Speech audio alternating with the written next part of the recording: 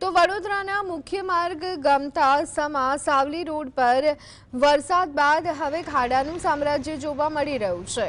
એક તરફ આ રોડ પર બ્રિજ નિર્માણનું કામ ચાલી રહ્યું છે અને રસ્તો સાંકડો થયો છે, તેવામાં હવે વરસાદ બાદ સમગ્ર રસ્તા મગરની પીઠ જેવા બની જતા વાહન ચાલકોએ પરેશાન થયા છે।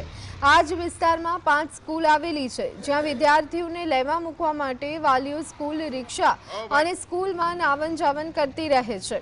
તો સાથે જ મુખ્ય રસ્તો હોવાથી પણ ટ્રાફિક રહે છે, તેવામાં વરસાદ બાદ ખાડા પડી જતા રોડ બનાવનાર કોન્ટ્રાક્ટર સામે પગલાં લેવાશે કે કેમ તે ચર્ચાનો વિષય છે।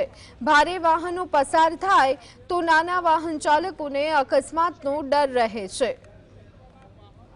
બસ આખા રોડ પર રોડ નહીં દેખાતા, બધે જ ખાડા જ દેખાય છે, કશું છે જ નહીં।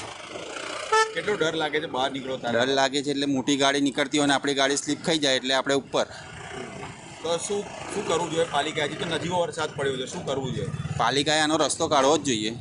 આવું ના ચાલે કે આ કોઈ જાનનું જોખમ છે એક જાતનું।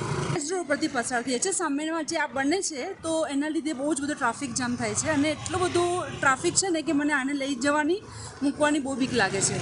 ખાડા પણ બહુ ઊંડા થઈ ગયા છે, એવું લાગે ક્યારે શું થઈ શકે છે ખબર નથી। મને એવું લાગે છે તંત્ર ત્યારે જ જાગશે કે જ્યારે કોઈ એક છોકરો અંદર પડશે, પછી તંત્ર જાગશે। મને તો એવું ફીલ થાય છે, કારણ કે બહુ જ એટલે રોડ જ નથી બનાવતા એટલીસ્ટ